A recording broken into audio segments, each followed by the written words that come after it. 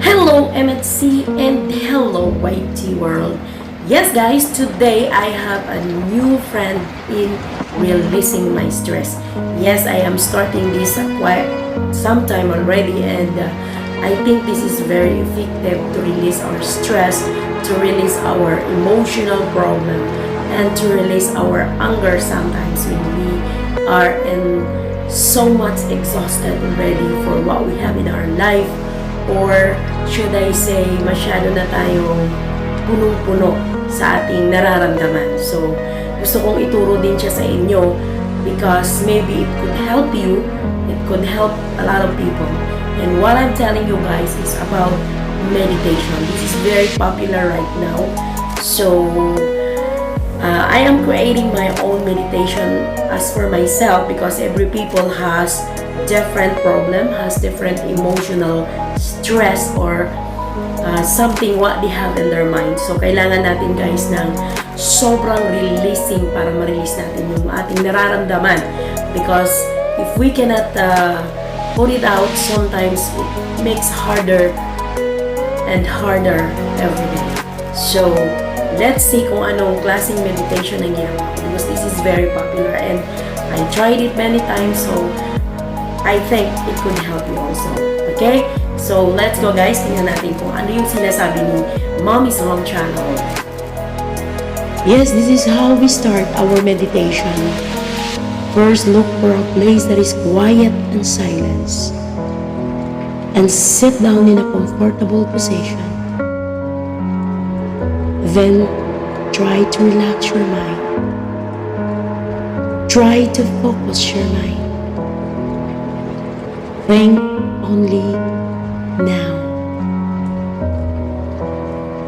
And think of what happened to you these past few weeks. Kung ano yung pinagdaanan mo, sobrang nakaka-stress. Think of the suffocated situation that you have. Think of the pain that you encountered this week.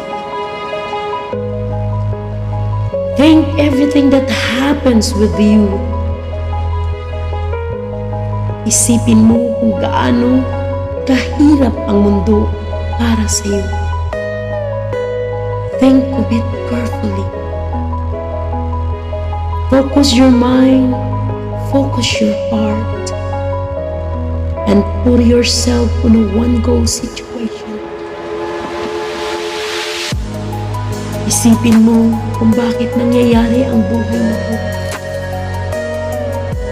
Try to realize everything. And try to say a mantra of your meditation. Me, I choose, I want to start anew. And say it for a lot of times. I want to start anew. Then, do it in a lie down position. Just only look at the sky.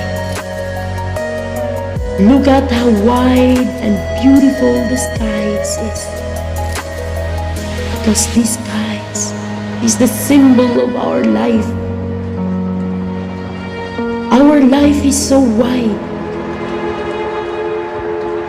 Walang sukatan ang buhay ng tao. Hindi natin masusukat kung gaano kasakit ang nararamdaman natin. Hindi natin nasusukat ang mga pangyayari sa mga bagay na dumating sa buhay natin. We cannot explain either why we hurt, why we suffocated, and why we have emotional stress. Just look at the sky and be calm.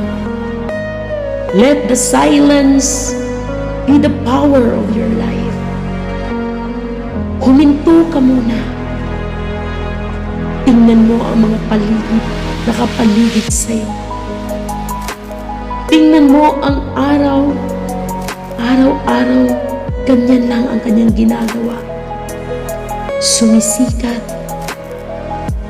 nagtatago sa gabi. So try to imagine yourself. You are so much free than them. Kung sila may mga routine na ginagawa sa buhay, but you are free. Try that to imagine yourself. Because our life is a non-stop journey.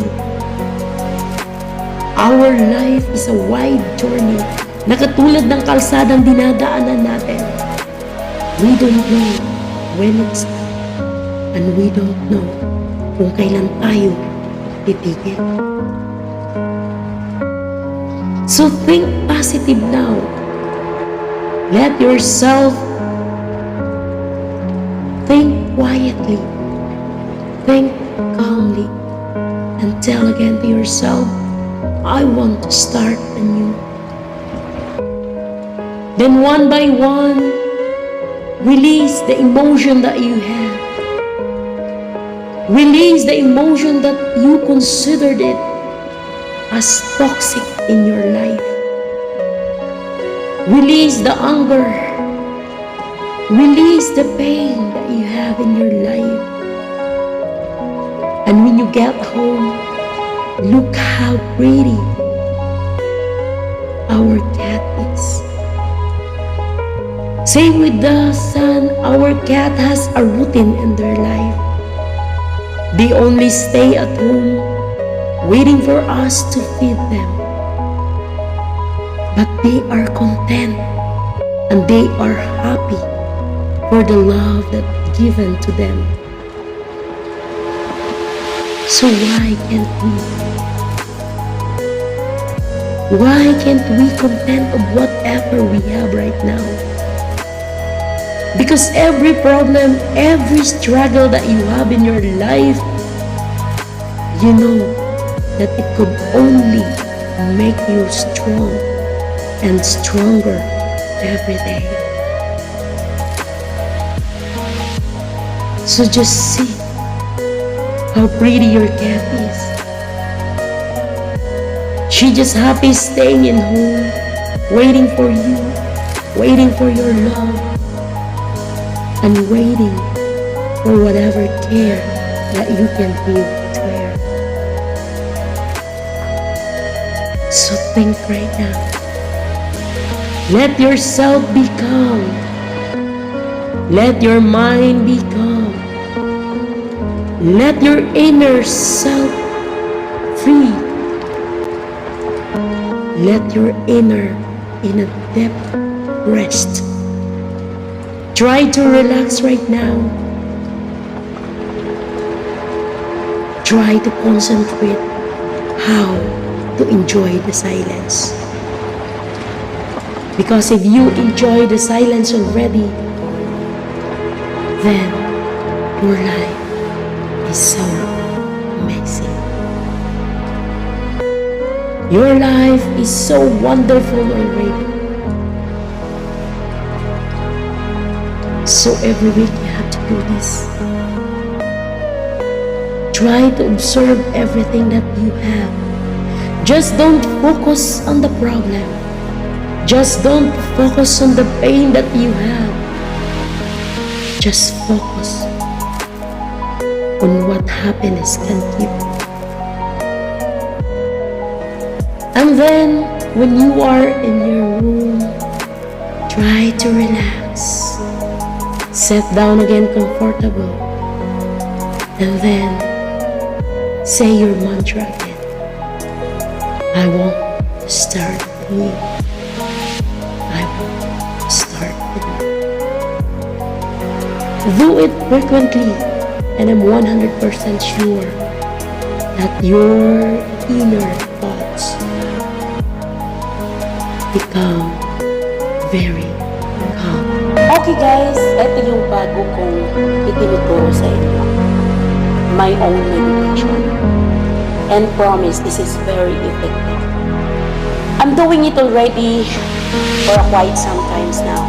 And it's really helped me to release all my stress, to release all emotional problem that I have and to release whatever anger that I have to keep in my heart.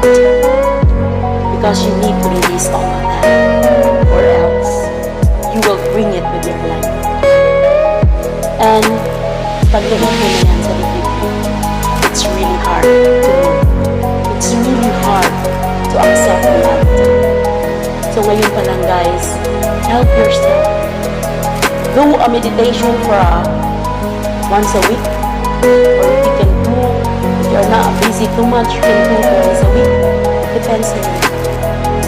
Because when we say meditation, this is only a thinking.